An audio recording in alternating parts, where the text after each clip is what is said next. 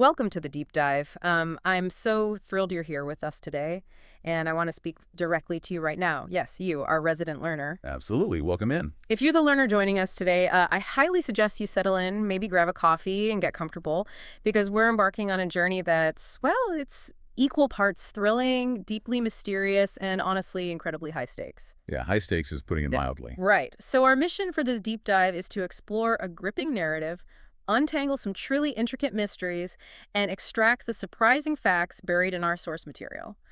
And I want to be very explicit right out of the gate. Today's focus is on the book The Crossroads, a Joe Pickett novel, 26, by C.J. Box. We're going to examine the evidence, the motives, and the dark underbelly of a place that looks pristine on the surface but hides unbelievable corruption just beneath the snow. It's a truly remarkable piece of source material. What we're really looking at today is a microcosm of human desperation.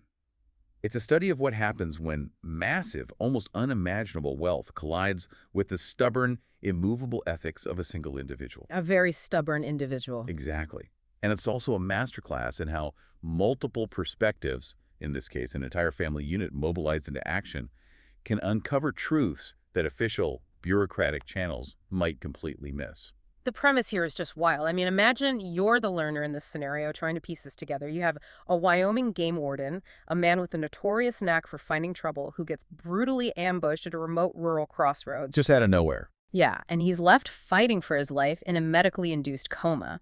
And while he's incapacitated, his fiercely independent wife and his three incredibly capable daughters take it upon themselves to investigate three deeply dysfunctional ranch families to find the culprits. Okay, let's unpack this. We have to start at the very beginning, with the absolute worst nightmare of anyone who has a loved one in law enforcement. Let's look at the call nobody ever wants to get. The chilling opening scene really sets the psychological tone. It's November 15th, and we find Marybeth Pickett in her office. She's the director of the 12 Sleep County Library.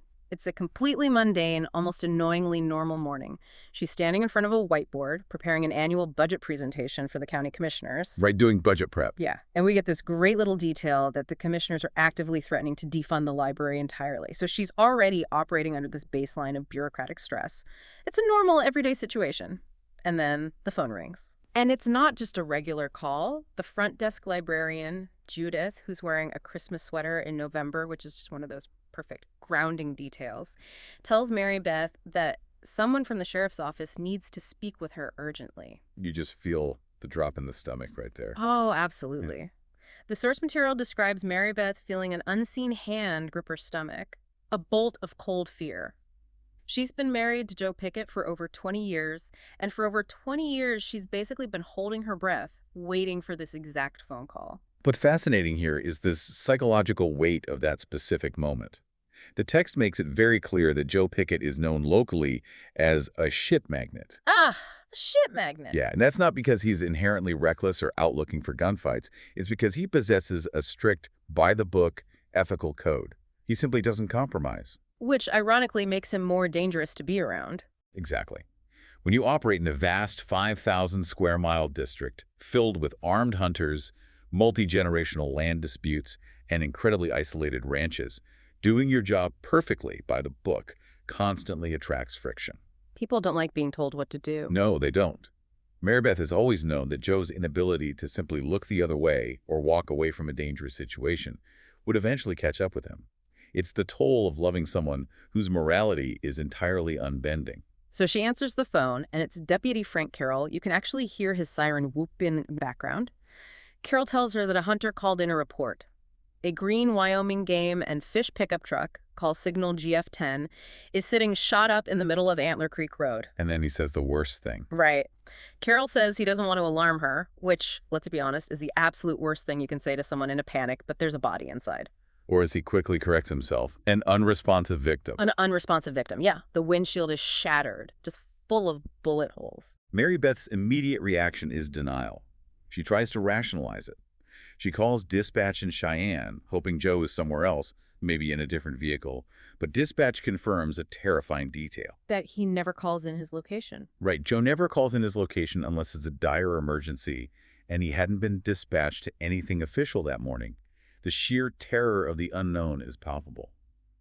And then Marybeth hears the ambulance speed past her library window, headed west, headed toward Antler Creek. She just drops everything. She speeds out there, going 85 miles an hour in a 50 zone, following the convoy of law enforcement. And we need to talk about the location where this all goes down, because the geography is essentially a character in this mystery, Antler Creek Junction. It's an incredible setting for an ambush. It is. It's described as an anomaly. A public county road runs along the base of Wolf Mountain and then abruptly splits into 3 private ranch spurs. It looks exactly like the foot track of a wild turkey. The geographical layout is crucial to everything that follows. Think about it from a tactical perspective. At that junction, the public road ends. The 3 roads emerging from it are all intensely private, heavily posted with no trespassing signs. So no one else is just driving through there. Exactly. The North Fork leads to the Double Diamond Ranch. The Middle Fork goes to the Buchholz Cattle Company. And the South Fork leads to Mickley Land and Cattle. Each of these ranches has a dark, Gothic history. Feuds, water wars, missing ranch hands. And right in the dead center of that turkey track junction sits Joe's truck. It's the ultimate choke point. When Marybeth arrives, the scene is just chaotic and heartbreaking. She sees the truck, she sees the GF-10 call signal, she sees their frantic black lab, Biscuit, jumping up and down in the back of the pickup, completely traumatized but alive. The dog survived, thank goodness. Yeah, but then she hears the EMTs shouting, "Stat!" The windshield is white with bullet impacts. 2 of the holes are centered exactly at eye level for the driver. And Deputy Carroll has to tell Marybeth the devastating news. Joe is alive. He has a faint pulse, but he's been shot in the head. It's a meticulously planned ambush. And the source material does something brilliant here. It shifts our perspective right at this moment to the men who actually pulled the trigger. The hitmen? Yes. They're watching the entire chaotic aftermath from a rocky hillside cache in the distance. We're introduced to the hitman Dorn Petty, a large, arrogant man who likes to call himself Dorn of the Mountains. Which is such a ridiculous nickname. It really is. And his partner, James Dale O'Brien, a cautious, ferret-faced guy known as Hillbilly Jimmy D. No, I have to play devil's advocate here. When I think of hitmen, I think of these slick Hollywood tactical operators. But the dynamic between these two is so compelling because they aren't that at all. They're incredibly sloppy, and they instantly start arguing with each other. They're amateurs in a lot of ways. They've stripped down in the freezing cold Wyoming wind to change out of their tactical gear and wipe off the gunshot residue. Their weapon of choice was a scoped Bushmaster .450 semi-automatic rifle. And Petty, the arrogant one, asks O'Brien if he picked up all his spent brass. This raises an important question about criminal competency. You have these guys executing a highly coordinated ambush, yet their post-op protocol is a mess. O'Brien thinks he shot 7 times. Petty challenges him on it. Over a single casing. Right, so O'Brien literally pulls the extended 15-round magazine out of his rifle and thumbs out the remaining live rounds one by one into the freezing dirt. There are 8 left. 7 plus 8 is 15. O'Brien feels vindicated, but the argument highlights a terrifying reality. These are reckless, careless men. Wait, these guys are supposedly professionals, and they don't even know how many rounds they fired. That seems incredibly careless. It is careless, and that's the point the author is making. Petty's overconfidence is a stark contrast to O'Brien. O'Brien is actually missing 2 fingers on his left hand from a previous explosives accident. Oh, wow. He physically knows the cost of a mistake. His body bears the scars of it. Petty, on the other hand, assumes he's infallible. And their sloppiness, specifically leaving the scene without walking down to the truck to physically check if the target was dead, is the only reason Joe Pickett is still breathing. They assumed the clustered shots to the windshield were instantly fatal. And breathing is about all he's doing at this point. We move into the medical response, which is just an absolute miracle. The EMTs realize they can't waste time at the local clinic, so they bypass it completely and load Joe into a life flight helicopter headed straight for St. John's Hospital in Billings, Montana. It's a tense flight. Extremely. Marybeth is on that chopper, holding his hand, looking at his heavily bandaged head. And as she sits there listening to the rotors, the narrative gives us this beautiful, poignant flashback to how Marybeth and Joe first met. The flashback serves a brilliant narrative purpose. It anchors us in who Joe Pickett is at his core, right, as his identity and his very life are being threatened. It takes us back 30 years to the University of Wyoming in Laramie. Back to college. Yeah. The Cowboys football team had just upset BYU, the students tore down the goalposts, and there's a massive chaotic party at a rental house. Right, Marybeth is there, and she gets cornered against a cinder block bookcase by this arrogant, slick, fifth-year senior named Cooter. Cooter is exactly the kind of wealthy, connected guy Marybeth's socially climbing mother, Missy, wanted her to marry. Missy definitely had a type in mind. She did. And Cooter is aggressively hitting on her, blocking her in, and Marybeth's actual boyfriend at the time completely ignores it and walks away to get a beer. Talk about a red flag. A huge red flag. And out of nowhere, this quiet, medium-built guy appears and calmly tells Cooter, if you don't leave her alone, things are going to get Western around here. We connect this to the bigger picture of Joe's character. It's perfect. Getting Western is such a great colloquialism. Cooter is there, it's his house, and he laughs and asks Joe who he is. He tries to puff up. Yeah, but Joe doesn't posture. He doesn't get aggressive or puff out his chest. He just maintains this intense, calm focus. And that unnerving, unyielding stillness makes Cooter back down. When Marybeth asks him who he is, he just shrugs and says, nobody special, I guess. That is classic Joe Pickett. Unflappable, deeply moral, and completely unimpressed by wealth, status, or physical intimidation. Which is exactly what drives Marybeth's mother, Missy, absolutely crazy. Missy calls him Average Joe and thinks Marybeth ruined her life by settling for a game warden. Mothers-in-law. Right? Yeah. But Marybeth knows it was the best decision she ever made. And now, the man who quietly saved her by the bookcase is lying on a gurney with a bullet in his brain. When they land in Billings, we meet Dr. Kelly Ralston. Dr. Ralston is a fantastic character. She's a no-nonsense, highly skilled neurosurgeon in her mid-50s. She tells Marybeth right away that she doesn't believe in sugarcoating anything, and she delivers a diagnosis that is medically astonishing. Okay, lay it on me. The bullet entered about 1.5 inches above Joe's right eyebrow. It passed through the frontal lobe of the cerebrum, but, and this is the crucial part, it didn't exit the skull. It lodged in the meninx, specifically the duramater, on the underside of the skull. Whoa, okay, pause. Meninx. Duramater. Can you break that down for me? Because that sounds incredibly intense, but I'm having trouble visualizing how a high-caliber bullet just stops inside someone's head without blowing out the back of it. Of course. Think of the brain as a very fragile, soft computer. To protect it, your body wraps it in a few layers of protective membranes, called the meninges. The outermost layer of those membranes, the one right up against the inside of your skull, is called the duramater. Tough mother. Exactly. It translates from Latin to tough mother. Imagine a really thick, tough, protective leather envelope surrounding the brain. The bullet had lost so much energy that it pierced the soft brain tissue, but didn't have the force to punch through that tough leather envelope and the bone behind it. But how does someone survive a high-caliber rifle round to the forehead in the first place? Why didn't it have the energy to punch through? Dr. Ralston explains that the windshield glass of the game and fish pickup likely saved his life. When a bullet hits angled safety glass, a few things happen.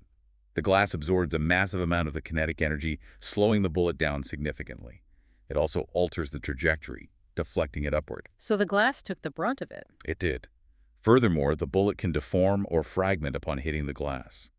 If Joe had had his window down, or if he had stepped out of the truck to confront whoever was blocking the road, he would have taken the full, unimpeded velocity of a .450 round, and he would have been killed instantly. The glass acted as a chaotic, imperfect shield. That's incredible, just pure luck regarding the physics of the glass. But even with that luck, he's still in terrible shape. What's the medical game plan? To manage the trauma, Dr. Ralston advises an emergency hemicraniectomy. They need to remove a portion of the skull to relieve pressure. They also insert an external ventricular drain. A hemicraniectomy, so they're literally taking a piece of his skull off. Yes. Think of the skull like a rigid closed box.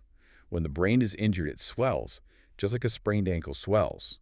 But because the skull can't expand, that swelling creates immense pressure that will crush the brainstem and kill the patient. A hemicraniectomy is like temporarily removing a roof panel to let the house expand. Oh, wow. They also induce a medical coma using the anesthetic propofol. The goal is to shut down the brain's metabolic demand, to trick the body into not rushing blood to the brain, thereby preventing fatal swelling. But while the immediate physical danger is being managed, the long-term prognosis is the terrifying unknown. The frontal lobe is the seat of human personality, controls decision-making, ethics, morality, and the understanding of right and wrong. Here's where it gets really interesting and honestly terrifying for Marybeth. Dr. Ralston shares these fascinating medical anecdotes about frontal lobe injuries. She talks about a gang member named Juan who was shot in the frontal lobe and completely lost his violent tendencies. He went from being a hardened criminal to a genuinely good, peaceful person. It's a complete shift in his neural pathways. Right. And then she mentions a construction worker in Red Lodge named Phil Gage. Yes, the Phil Gage story is wild. He climbed up a ladder directly into a coworker's nail gun, which discharged a 16-penny nail right through his skull into his frontal lobe. A 16-penny nail. That is huge. Massive. He survived, but for months afterward, he completely forgot how to swear. He literally couldn't process or formulate profanity. These anecdotes illustrate neuroplasticity and the bizarre vulnerability of the brain.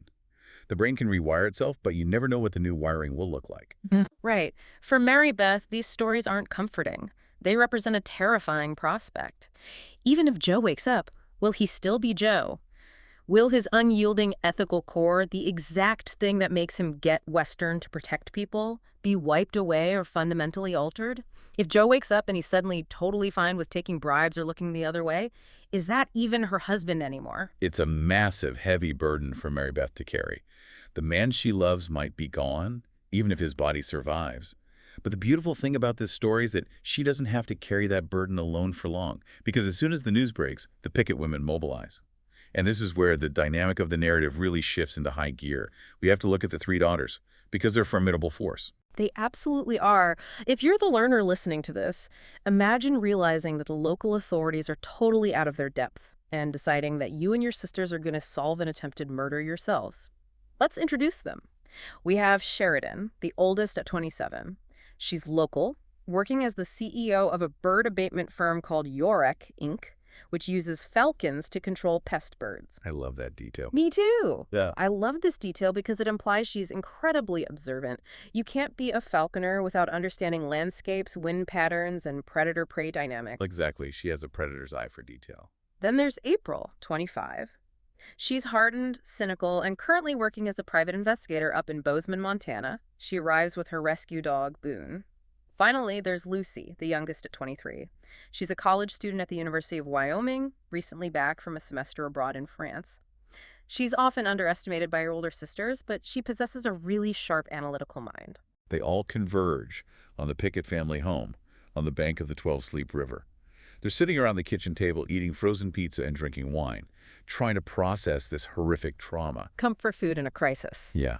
And what do? They don't just cry and wait for the police to call. They immediately assess the local law enforcement and decide they can't trust the newly elected sheriff, Steve Sondergaard. Why not? Is Sondergaard corrupt? Not corrupt, but somewhat clueless. Sondergaard is an outsider. He's trying to find his footing, and the girls know that the complex, deeply rooted, multi-generational history of 12 Sleep County is going to completely overwhelm him. He doesn't know the grudges. He doesn't know the blood feuds. So he's just flying blind. He's just a guy with a new badge. They recognize a vacuum of effective law enforcement, and they step into it. And April actually utilizes her professional PI background. He gets some remote advice from her boss in Montana, Cassie Duell. It's exactly. Cassie Duell is a seasoned investigator, and she gives them excellent tactical advice. The daughters realize that Joe was shot exactly at the Turkey Track Junction where the road splits to the three private ranches. Therefore, the threat almost certainly came from one of those three families. The geography dictates the suspect list. Their plan is brilliant in its simplicity and its audacity. They decide to split up and investigate all three ranches at the exact same time. Simultaneous strikes. Right. By arriving simultaneously, they ensure that the ranch owners can't call each other and coordinate their stories. It's a synchronized intelligence gathering mission. But before they can go, they need context. And this brings us to one of my absolute favorite parts of the source material, the coffee chicks. This is a superb sociological detail in the text. Before the blizzard that hit just prior to the shooting, Joe himself had visited the Burgo Partner Diner to consult the coffee chicks.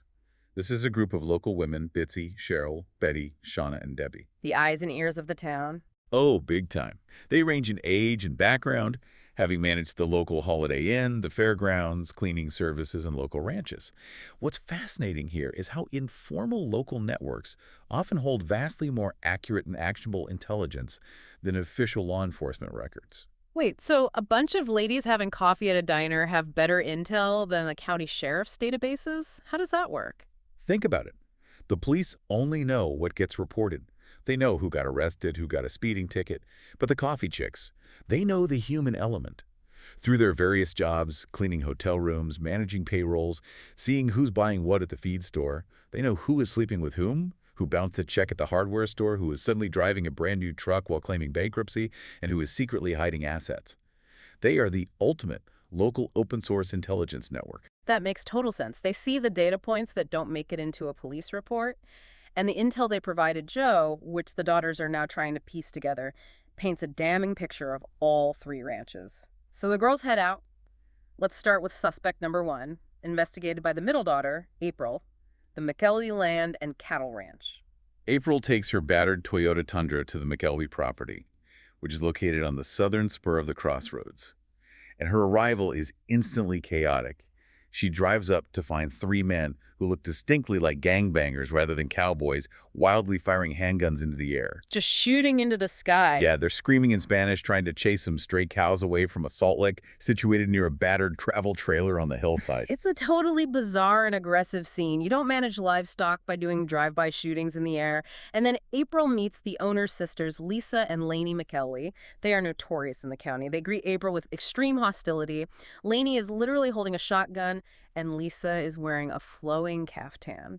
It's quite the aesthetic. These women have been linked to car theft rings, poached elk, and there's a massive rumor floating around that they're involved with cartel connections running a drug distribution center right off the interstate. The background intel here is crucial to understanding why Joe was on their radar.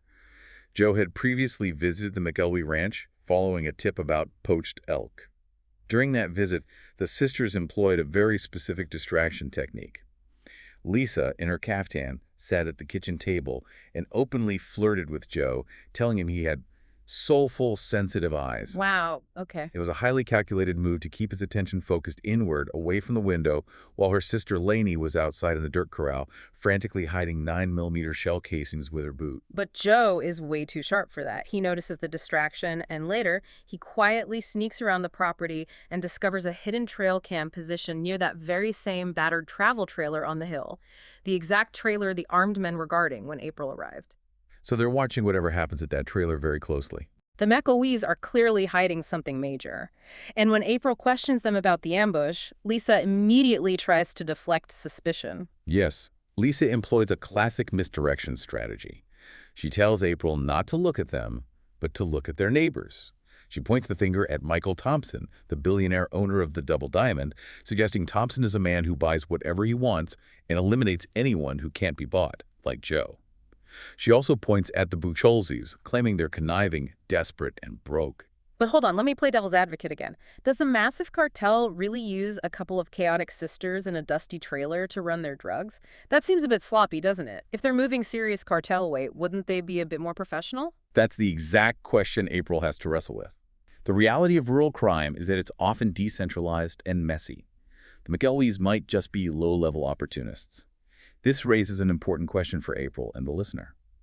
Are the McElwees a massive cartel drug operation willing to hire professional hitmen to assassinate a game warden to protect their turf? Or are they just a highly illegal but smaller-scale chaotic mess trying to shift the blame because they know they look guilty of something? It's a compelling motive, but maybe it doesn't fit the precise nature of the sniper ambush. So we look at suspect number two.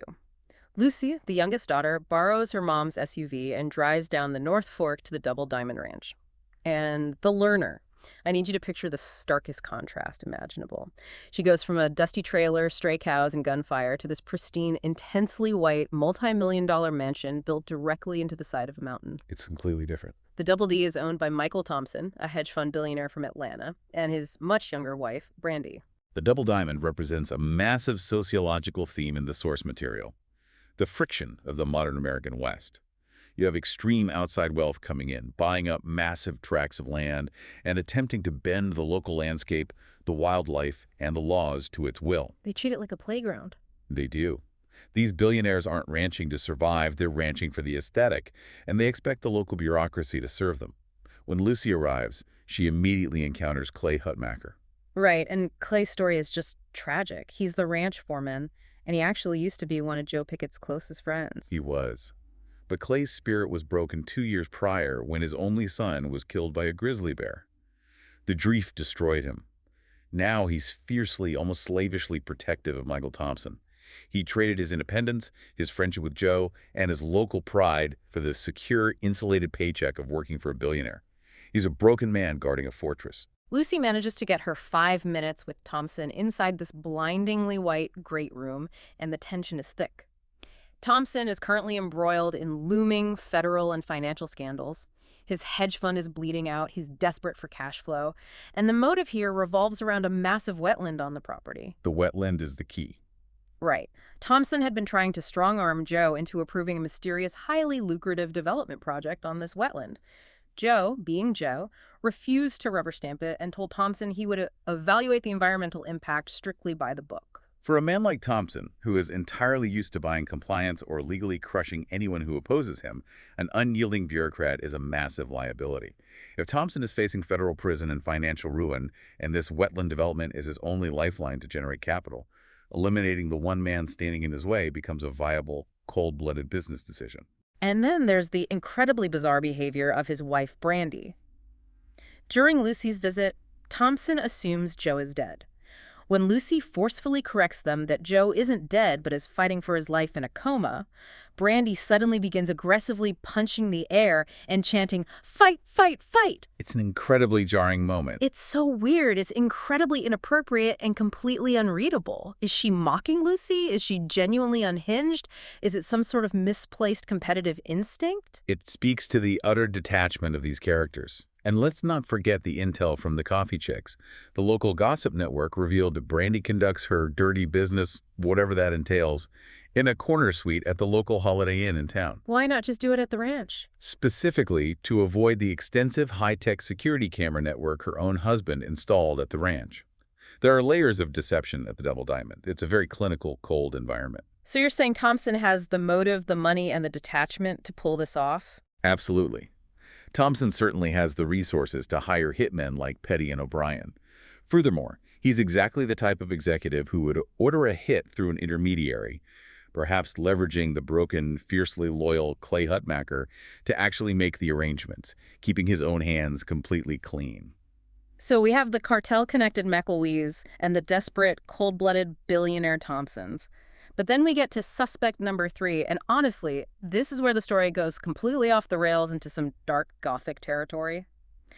Sheridan, the oldest daughter, targets the Brickholes Cattle Company, located down the middle fork of the junction. Sheridan is highly resourceful. Because of her work with falcons, she understands how to move through a landscape undetected. She knows that approaching the main ranch road might alert John and Shelby Brickholes to her presence, so she takes a stealthy backdoor approach. Avoiding the front door entirely. Right. She drives across miles of public Forest Service land, navigates old, washed-out logging roads, and approaches the rear of the Brickholes property on foot, specifically targeting some isolated, rundown guest cabins. And as she's sneaking in, she looks through her specialized falconry binoculars across a swale and sees something highly unusual. John and Shelby Brickholes are standing out in the sagebrush having a meeting with a convoy of pristine white trucks. The trucks have Texas plates and logos that read Global Exploration. There are men in hard hats pointing at the ground. It's clearly a geological survey or a mining exploration team. This immediately establishes a huge contradiction. The local rumor, confirmed by the coffee chicks, is that the Brickholeses are deeply in debt. Their names are literally on the do not extend credit lists at all the local feed and hardware stores. They're tapped out. They are essentially bankrupt. And yet here they are, hosting an energy exploration company with expensive survey equipment. They have a massive secret financial play in motion. But the real shock, the truly horrifying discovery, comes when Sheridan approaches the isolated cabin. She creeps up to the cabin, peers inside, and she finds a man. This is Uncle Hank Brickholes. And the situation he's in is straight out of a psychological horror movie. Uncle Hank has been forced into a legal conservatorship by his nephew, John. But it's not a normal conservatorship where they just manage his checkbook. Hank is literally chained to a post in the floor of the cabin. It's barbaric. And around his waist, he is wearing a heavy, perimeter-triggered explosive collar. It's a barbaric form of captivity. If we connect this to the bigger picture, we have to look at how the legal system can be weaponized. Conservatorships are designed to protect vulnerable people who can't care for themselves. But here, it's been twisted into a tool for kidnapping and extortion. We have to ask why. Why do this to your own uncle? Uncle Hank explains to Sheridan that years ago, when he was heavily addicted to methamphetamines, he showed up at the ranch demanding his legal birthright. his share of the ranch's land rights. John and Shelby, desperate to maintain total control of the property, manipulated the legal system to become his conservators, claiming he was an extreme danger to himself. So they lock him up. They locked him in this cabin, slapped an explosive collar on him, and told him if he stepped past the tree line, he'd be blown to pieces. But the most twisted, heartbreaking part is that Uncle Hank has actually come to accept and even love his captivity. Because being locked away has given him what he calls the ultimate freedom to work on his life's purpose without the distraction of drugs or the outside world. He shows Sheridan his masterpiece. The book he's writing. It's a massive 3-inch thick, leather-bound volume called The Sacred Confluence. Uncle Hank has spent years in total isolation attempting to write a manifesto that perfectly merges all of the world's major religions, Christianity, Islam, Buddhism, Hinduism, into one unified, undeniable belief system. It's a textbook manifestation of a drug-induced or post-drug-induced delusion of grandeur. Methamphetamine abuse can cause long-lasting psychotic symptoms, including intense religious fixations and hypergraphia, the overwhelming urge to write constantly. He truly believes his writings will alter the course of human history. He's found profound meaning in his own torture. But for Sheridan, the discovery isn't just sad, it's terrifyingly clarifying. She realizes that her father, Joe, had visited the Buchholz ranch a couple of weeks prior to the shooting. What if Joe had been out patrolling and seen the global exploration helicopters?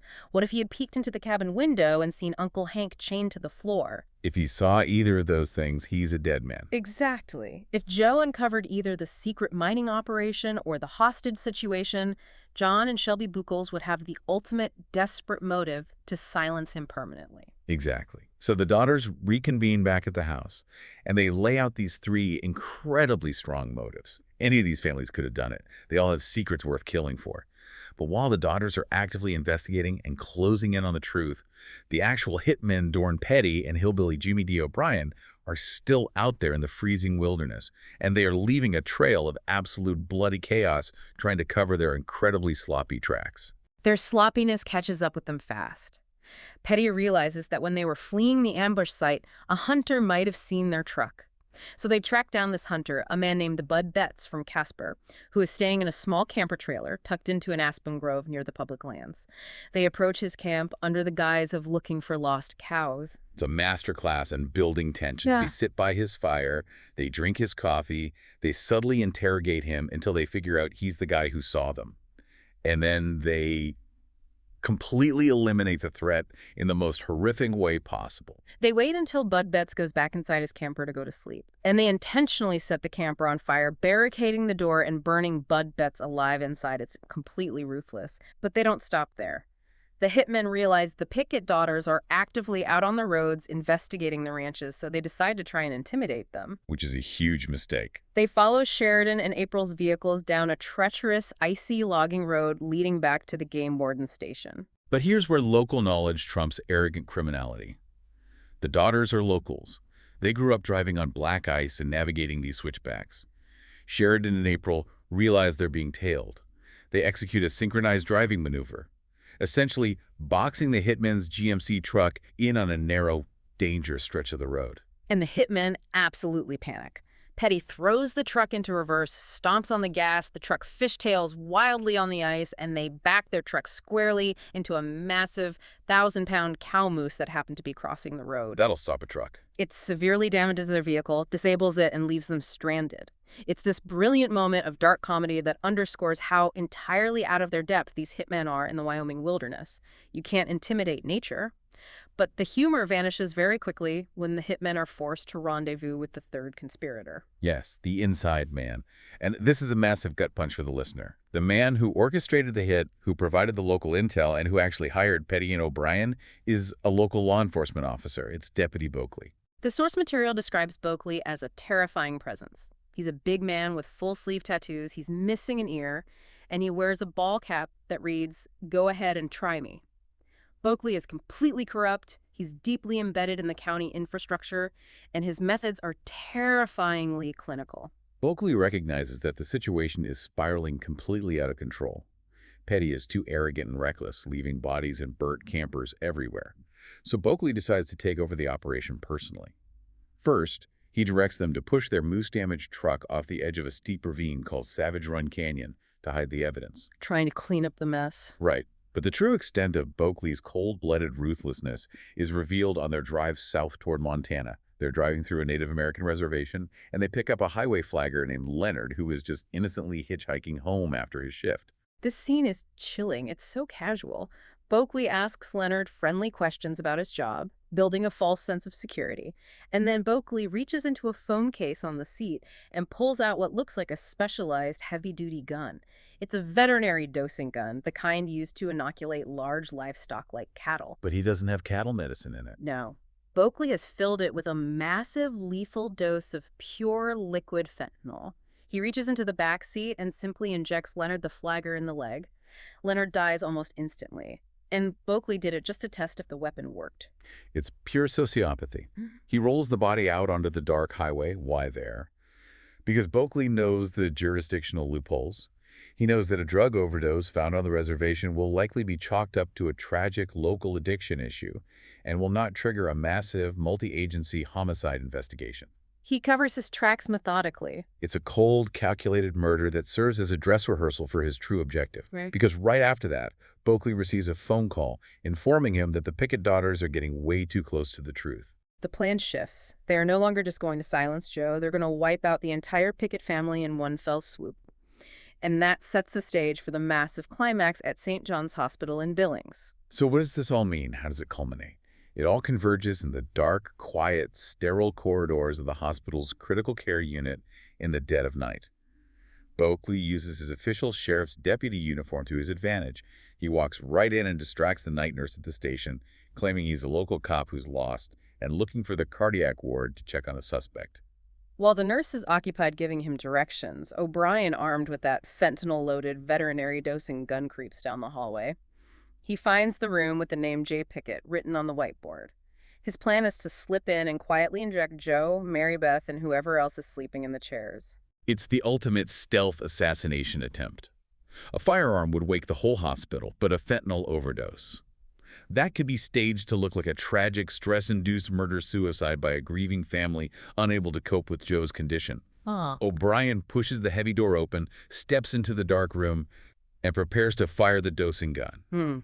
But the Pickett family is not helpless. Not even close. They had realized they were being hunted. Sitting completely silent in the dark corner of the hospital room is Lucy. Lucy, the youngest daughter, Yeah. the college student who just came back from France studying art history or whatever. She's sitting in the pitch black with the heavy revolver resting on her thigh. As soon as O'Brien steps into the room and raises the dosing gun toward the bed, Lucy doesn't hesitate. She doesn't freeze. She fires. The gunshot shatters the silence of the entire hospital. She shoots O'Brien, dropping him to the floor and stopping the assassination cold. The hospital goes into lockdown. The local Billings police swarm the building. Boakley is apprehended outside trying to flee, and the conspiracy finally fractures. With the hitmen neutralized and Boakley in custody, the dominoes fall rapidly. Sheriff Sondergaard, who finally proves his worth and his investigative chops, pieces the grand conspiracy together and explains it to the traumatized family. And the truth leads right back down the middle fork of the Crossroads. It leads back to the Buchholz Cattle Company. It was John and Shelby Buchholz all along. Wait, really? The broke ranchers. Not the cartel McCoys, not the billionaire Thompson. It all comes down to the dirt.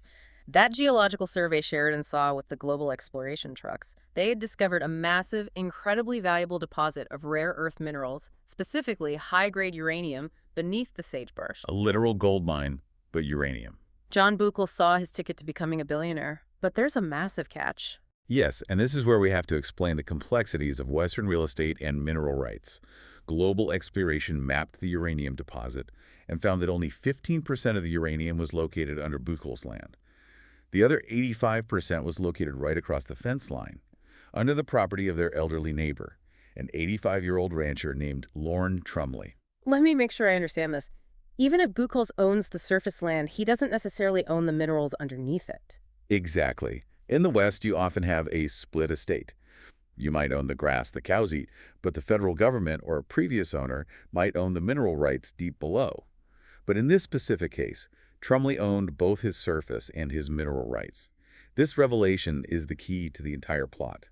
John Buchholz desperately needed two things to happen before the rare earth discovery became public knowledge and triggered a massive corporate land rush. Okay, what were the two things? First, he needed to maintain absolute, unquestioned legal control over his own ranch, which is why he imprisoned Uncle Hank in the cabin with an explosive collar. He needed Hank's share of the land rights, securely locked in a conservatorship, so Hank couldn't suddenly sell his share to a mining company. That locks down his own property. Exactly. Second, he needed to secretly purchase the Crazy Z-Bar Ranch from 85-year-old Lorne Trumley before Trumley realized he was sitting on a multi-million-dollar uranium gold mine. He's trying to scam an old man out of a massive fortune, and the only person who stood in the way of this massive secret timeline was Joe Pickett, because Joe was out patrolling the public lands. Joe saw the helicopters doing the grid surveys. Joe was asking questions at the diner.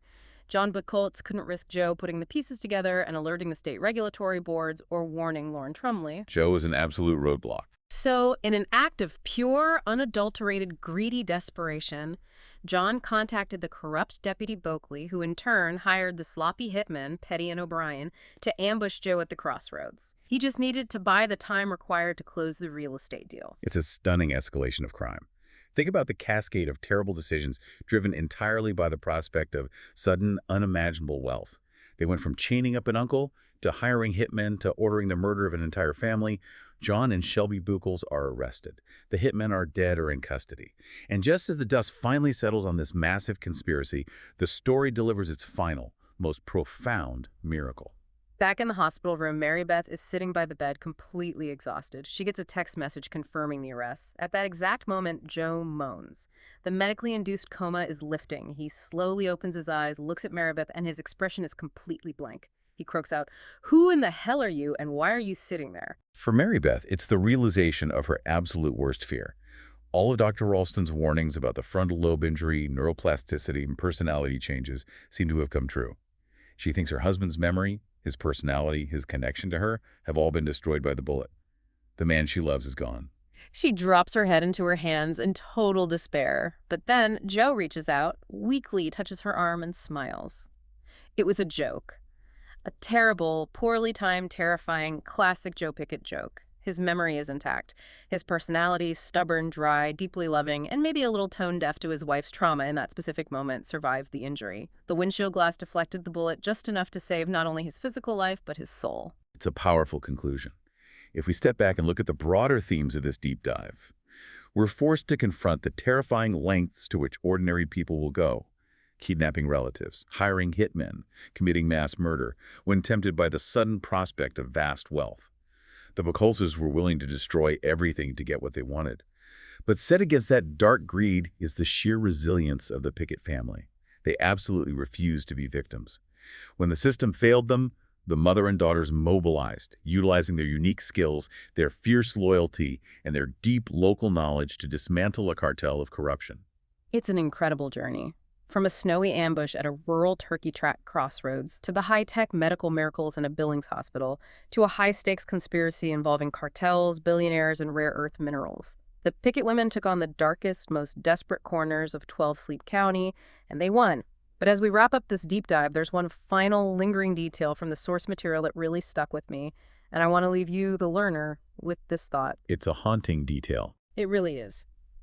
With John and Shelby Buchholz heading to federal prison, the authorities went to the isolated cabin and safely rescued Uncle Hank. They deactivated and removed the explosive collar. He's safe. He's physically free. But the source material notes that Uncle Hank is absolutely devastated by his rescue. He is actively begging the sheriff to take him back to the cabin. He wants to be chained to the floor again so he can live in total isolation and finish his religious masterpiece, the Sacred Confluence. It begs a truly provocative question. When someone's entire reality, their sense of safety, and their life's singular purpose are completely tied to their own captivity, what does freedom actually look like for them? Something to think about. Thank you so much for joining us on this deep dive, learner. We'll catch you next time.